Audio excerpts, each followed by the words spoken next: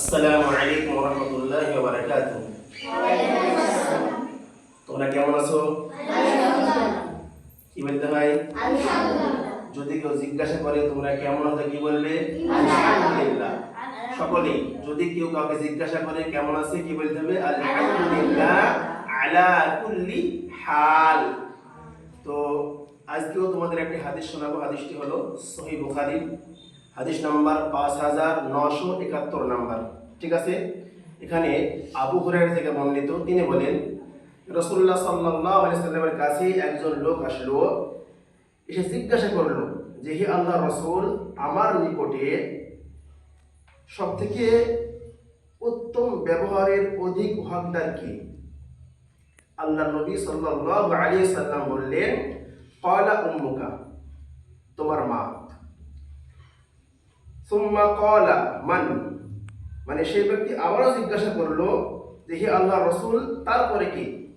আবার নবী সাল্লাল্লাহু আলাইহি সাল্লাম বললেন যে তোমার মা। অতঃপর আবার ওই লোকটি জিজ্ঞাসা করলো যে তারপরে কি? নবী সাল্লাল্লাহু আলাইহি সাল্লাম আবারও বললেন যে তোমার মা। অতঃপর আবারও ওই লোকটি যখন জিজ্ঞাসা করলো যে হে রাসূল, তারপরে কি? তখন পুনরায় নবী সাল্লাল্লাহু আলাইহি সাল্লাম বললেন যে ক্বালা আবুকা, তোমার পিতা। এই হাদিসে আল্লাহর নবী সাল্লাল্লাহু আলাইহি সাল্লাম কি বললেন? গুরুত্ব দিয়ে বললেন, তিনবার বললেন যে তুমি তোমার মার হক আগে পালন করো। সবচাইতে যে তোমার উত্তম ব্যবহার, মানে উত্তম ব্যবহারের অধিক হকদার সেটাকে মা। কতবার বললেন? 3 বার। তারপরে কাকে বললেন? আবুকা, পিতাকে। তো এখানে একটা জিনিস আমাদের লক্ষ্য রাখতে হবে, খেয়াল রাখতে হবে, আমরা যখন ছোট ছিলাম বা যারা ছোট এখনো আছি, এই সমস্ত ছেলে মেয়েদেরকে পিতামাতা খুবই কষ্টের সহিত কিন্তু লালন পালন করেছে। ঠিক তো নাকি? অবশ্যই। কিন্তু এই ছেলে মেয়ে যখন বড় হয়ে যায়, যখন এদের বিয়ে হয়ে যায়, যখন ঘরে বউ আসে, তখন কি হয়? পিতামাতা পর হয়ে যায়। হয়তো পিতামাতা পর হয়ে যায়। পিতামাতাকে দেখার জন্য আর যে একটা মানসিকতা, মন মানসিকতা, সেটা থাকে না, সেটা হারিয়ে যায়। কিন্তু কেন?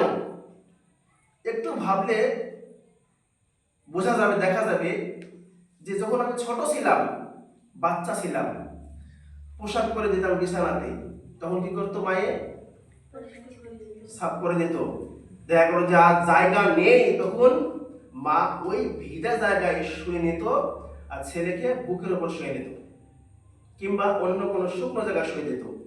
এত কষ্ট করে খেয়ে না খেয়ে যে পিতামাতা লালন পালন করেছেন, সেই পিতামাতা আমাদের কাছে কখন পর হয়ে যায়? বড় হয়ে গিয়ে পর হয়ে যায়। আমরা দেখার জন্য তাদেরকে মানে মন মানসিকতা রাখি না, বরং কষ্ট দিয়ে থাকি, দেখতে চাই না। তো আল্লাহর কাছে আমরা দোয়া করি, আল্লাহ আমরা সকল সন্তান যেন পিতামাতার খোঁজ খবর নিতে পারি, দেখতে পারি, সে তৌফিক তুমি দাও। আমিন। আসসালামু আলাইকুম ওয়া রাহমাতুল্লাহি ওয়া বারাকাতুহু।